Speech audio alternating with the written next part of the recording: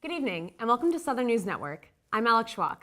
And I'm Will Fisackerly. Today is February 18th, and we'll be updating you on the latest campus events, news, and sports. If you're looking for something to do tomorrow night, Southern Cinema will be at 9 p.m. at Badcock Gardens. Big Hero 6, one of the newest Walt Disney productions, will be this month's movie. ROTC will be hosting the Charles Rubedo Memorial Golf Scramble on Friday, April 3rd at Cleveland Heights Golf Course. Registration starts at 11:30 a.m. Enter to win a $3,000 Hawaiian vacation and many more amazing prizes. All proceeds go towards a scholarship fund in honor of Second Lieutenant Charles R. Rubedo and will also help support FSC's ROTC program. A chorus line opened last Thursday at the Buckner Theater. The musical centers on the lives of 17 dancers and their competition for spots on a chorus line. While the first weekend of shows has passed, there's still time to reserve tickets for performances on February 19th through 22nd at 7:30 p.m., with an additional 2:30 p.m. showing on Sunday.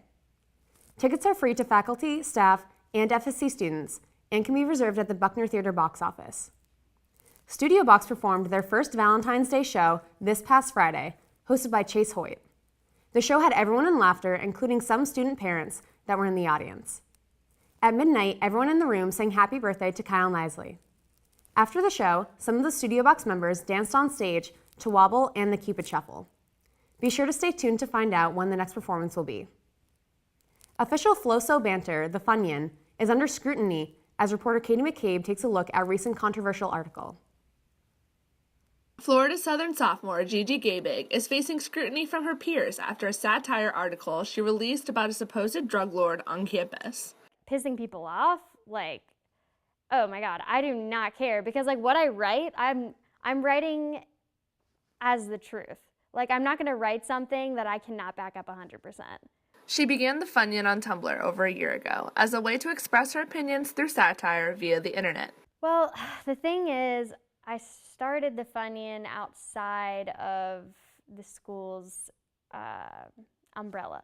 But recently, she has received a lot of heat from students and the FSC community after a piece she wrote from a supposed cover-up in the Lake Hollingsworth apartments. I guess there's a lot of controversy after my last story. Or is it my last one? Well, the story on the drug dealer. Communication of law professor Mike Trice says the Funyun's intent is to not be taken completely seriously. The intention of the Funyun is parody.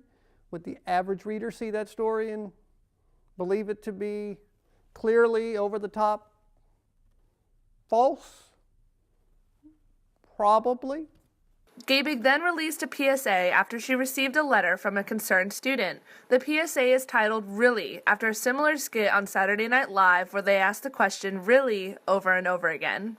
Really? A victimless crime does not include the intent to sell bath salts, horse tranquilizers, and 85 tons of cocaine. Professor William Allen, advisor of the Funyun, has heard no word of reprimand from the administration, only student opinions. Yeah, see, this is, I'm completely unaware of any communication, and obviously I'm monitoring my phone. I haven't had any sort of kickback from the article, except student feedback coming to me directly. Whether or not you agree with Gabig's right to post satirical writing, she is confident in her right to publish and encourages all students to voice their own opinions. Practice writing. Be a good writer. That's the thing. It's your writing that will distinguish you from the others. For Southern News Network, I'm Katie McCabe. Thanks, Katie. In sports news, the men's soccer team had tryouts this past Friday.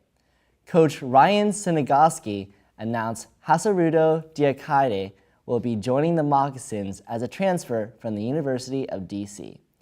Sinagoski will announce his complete recruiting class throughout the spring on an individual basis.